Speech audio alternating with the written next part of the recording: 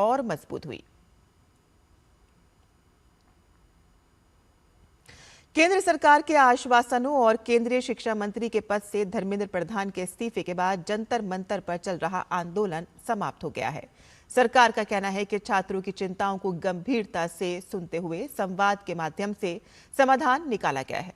सरकार का दावा है कि शिक्षा व्यवस्था में पारदर्शिता और परीक्षा प्रणाली को और अधिक मजबूत बनाने के लिए आवश्यक सुधारों की प्रक्रिया भी जारी रहेगी, ताकि छात्रों का विश्वास और भविष्य दोनों सुरक्षित रह सकें।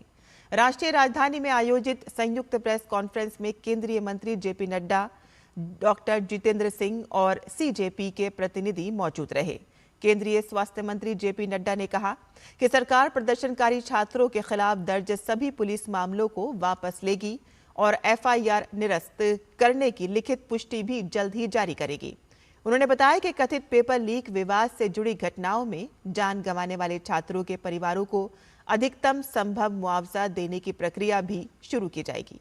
नड्डा ने कहा कि सरकार छात्र समुदाय की चिंताओं के समाधान के लिए पूरी तरह से प्रतिबद्ध है और बातचीत के जरिए समाधान निकालना ही उसकी प्राथमिकता है।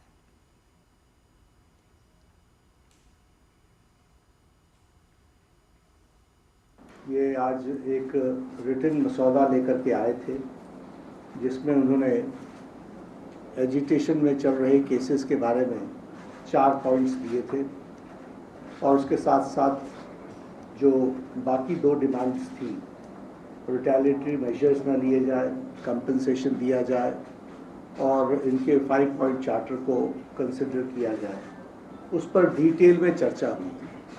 डिटेल में चर्चा होने के पश्चात सबसे पहली बात तो ये है कि जो इनका एक 4 पॉइंट्स था, उसका लबो लबाब ये था कि कोई भी एक्शन एफआईआर न हो और अगर है तो वो विड्रॉ हो, वो चाहे दिल्ली पुलिस के द्वारा हुआ हो, चाहे वो बीजेपी रूल स्टेट्स में कहीं हुआ हो, तो वो एफआईआर की कॉपी भी इनको हम देंगे और उसको विड्रॉ करने की बात कोई भी एक्शन नहीं होगा।